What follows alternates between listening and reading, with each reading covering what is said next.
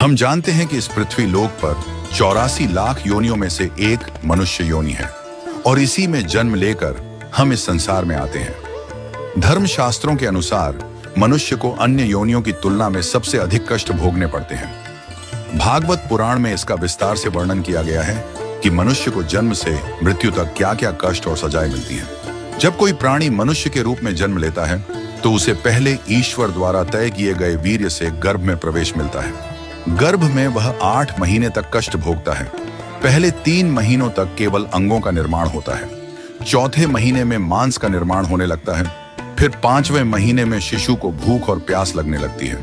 इस समय वह शरीर के भीतर अधिक असहज महसूस करता है क्योंकि उसका शरीर पूरी तरह विकसित नहीं होता और वह मां के आहार से ही पोषित रहता है। भागवत पुराण के अनुसार गर्भ में रहते हुए शिशु के साथ अनेक कष्ट होते हैं। शिशु के शरीर पर कीड़े रहते हैं और वह मांस, रक्त और अन्य असहज पदार्थों से पीड़ित रहता है। शिशु का अंग प्रत्यंग सुकुमार होता है और वह अपनी अवस्था में बिल्कुल असमर्थ रहता है, जैसे एक पिंजरे में बंद पक्षी। जब शिशु को अपनी पिछली जन्मों की याद आती है तो वह बहुत बेचैन हो जाता है और अपनी स्थिति से घबराता है। गर्भ में रहते हुए वह भगवान से प्रार्थना करता है कि उसे इस संसार के बंधन से मुक्त किया जाए।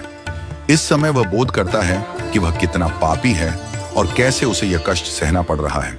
लेकिन फिर भी जब वह इस शरीर में आता है तो उसका स्मरण पूरी तरह से नष्ट हो जाता है।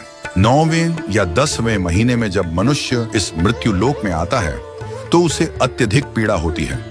वह जोर जोर से रोता है और इस कष्ट भरे संसार में आने के बाद उसे खटमल, चींटियां और अन्य कीड़े उसे कष्ट देते हैं। शिशु को हर क्षण में किसी न किसी कष्ट का सामना करना पड़ता है। मानव जीवन में भी अनेक कष्ट होते हैं। जैसे किसी ने अपने जीवन में पाप किए हैं, जैसे दूसरों का शोषण, हत्या या बुरा व्यवहार, तो उसे अगले जन्म में भी उसी कर्म का फल भोगना पड़ता है। मनुष्य जो अच्छे या बुरे कर्म करता है उनका असर उसके अगले जन्म पर पड़ता है। भागवत पुराण में यह भी बताया गया है कि यदि किसी व्यक्ति ने अपने जीवन में गलत संगत की, विशेषकर यदि वह स्त्रियों के साथ अनुचित संबंध बनाता है, तो उसे अगले जन्म में स्त्री योनि प्राप्त होती है।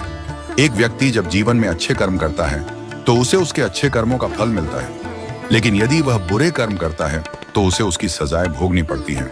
अंततः जब मनुष्य मृत्यु के करीब पहुंचता है तो वह अपने सारे जीवन के कर्मों को याद करता है और भगवान से मुक्ति की प्रार्थना करता है। वह बार बार यह सोचता है कि क्यों उसने अच्छे कर्म नहीं किए और क्यों जीवन को सही दिशा में नहीं जी पाया। लेकिन यमदूत उसे उसके कर्मों के आधार पर ले जाते हैं और जीवन चक्र में उसे पुनः जन्म लेना पड़ता है। मित्रों, भागवत पुराण की यह कथा आपको कैसी लगी? कमेंट बॉक्स में अवश्य बताएं।